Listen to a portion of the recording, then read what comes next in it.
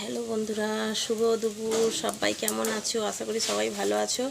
আমি আবার আগের মতো চলে এলাম উনানে রান্না করতে করতে তোমাদের সাথে গল্প করতে। তো কি বলবো, একদম মানুষ মারা গরম যাকে বলে, হাফ বয়েল হয়ে যাচ্ছি, হাফ বয়েল। যা গরম মাইরি, বাপরে বাবা। এক হচ্ছে আগুনের তাপ, আর 2 নম্বর হচ্ছে উনানের তাপ। যা হচ্ছে মাইরি, কি বলবো। তোমাদের ওইখানে কি গরম পড়েছে? একটু কমেন্ট করে বলো তো। প্রচণ্ড কারেন্টের হাওয়া, ইলেকট্রিকের হাওয়া, তো কি বলবো, প্রচণ্ড গরম। মনে হচ্ছে এই বাইরে গাছপালার দিকে একটু হাওয়া খেলে মনে হয় যেন তবু একটু স্বস্তি বোধ মনে হয়। উফ, মনে হয় মাঝে মাঝে রান্না বান্না বন্ধ করে সবসময় পাখার তলায় শুয়ে থাকি।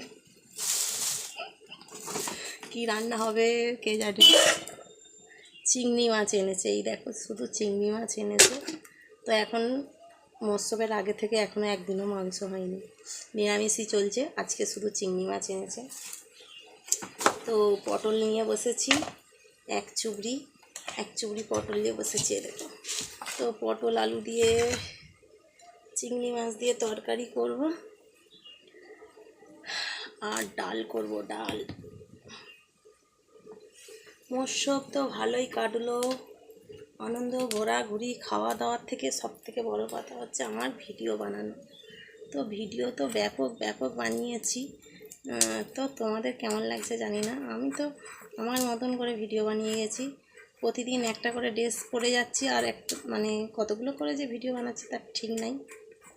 মনের মতন করে ভিডিও বানিয়েছি। তো কালকে আর মেলায় যাওয়া হয়নি, ইচ্ছা করেই যাইনি। প্রতিদিন যাওয়া হচ্ছে, আর কালকে মেলাও শেষ, হাতে কড়িও শেষ।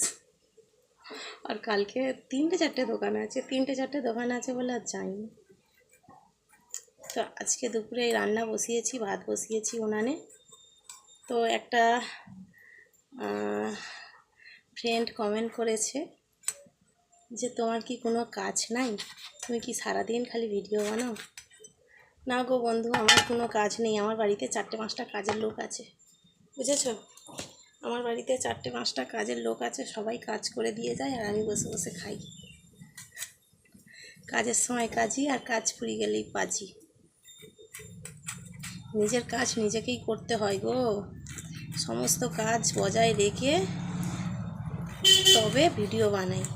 যদি মনে করি, যদি ইচ্ছাটাই সব, যদি মনে করি যে আমি ভিডিও বানাবো না, কখন করব, যদি মনে করি, তো সেই মনে করাটা না, ইচ্ছাটা একদম দূরে চলে যাবে।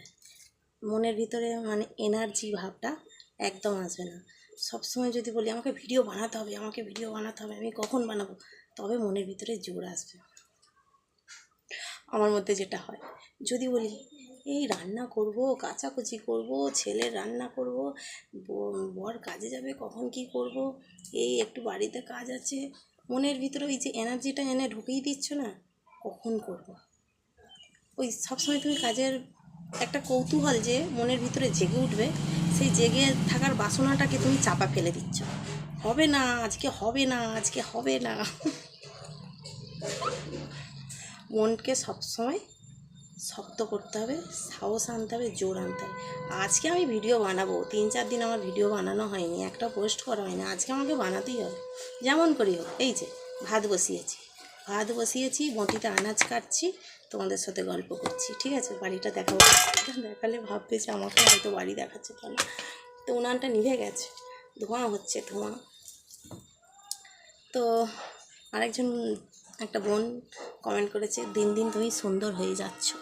না গো বন্ধু, যদি বলে মনের ভিতরে যদি জোর থাকে, বা একটু মনের ভিতরে হাসি খুশি থাকে না, মনের ভিতরে সেই স্বপ্নটা, মনের ভিতরে একটা ইচ্ছে, একটা স্বপ্ন, তাতে হাসি খুশি থাকে। মন ভালো থাকলে মুখে হাসি খুশি অটোমেটিক চলে আসে। আর যদি ওই মনের ভিতরে গুমড়ে চিন্তা ভাবনা, টেনশন, দুঃখ কষ্ট নিয়ে চেপে থাকো না, কী বলো তো মনের ভিতরে হাসি খুশি থাকবে না। মন যত হাসি খুশি থাকবে, মন পরিষ্কার থাকবে।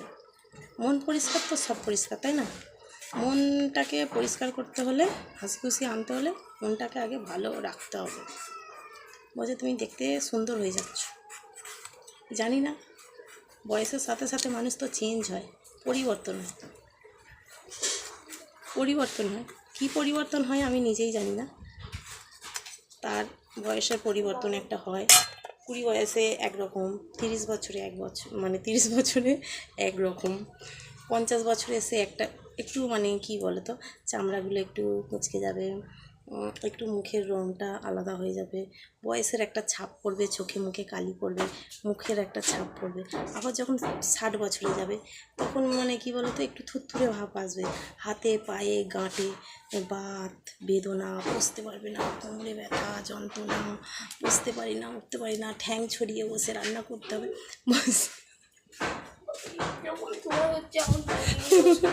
বসে বয়সের সাথে সাথে একটা ধাপে ধাপে ধাপে ধাপে পরিবর্তন হবে। আমার ছেলে বলছে বাবারি আমি আনাজ কাটতে বসেছি, দেখছো কত সুন্দরভাবে বসেছি আনাজ কাটতে। ঢ্যাঁড়সগুলো ভাতে দিয়ে দিই, ঢ্যাঁড়স ভাতে, ডাল, পটল, চিংড়ি। তো আজকে একটা ঢ্যাঁড়স খেতে হবে। কচি কচি ঢ্যাঁড়স না খেতে বেশ ভালো লাগে, আমার তো হেভি লাগে কচি কচি ঢ্যাঁড়স খেতে। তো এটা মনে হচ্ছে এটা না কচি আছে, গুঁড়ো হয়নি। বুড়ো হয়ে গেলে না এটা ভাঙা যায় না। আমার আনাজ কাটতে গেলে একটু স্বভাবটা অন্যরকম। আগে যে কোনো আনাজ কাটতে গেলে আগে খাবো, তারপর কাটবো। তোমরা কি খাও আমার মতো? বেশ ভালো লাগে। আর ঢ্যাঁড়সটা একটু ল্যাল ল্যালে টাইপের, ভাতে দিলেও কীরকম একটা ল্যাল ল্যাল করে। তো চলো ভাই, টাটা, অনেকটা লং হয়ে যাচ্ছে ভিডিওটা।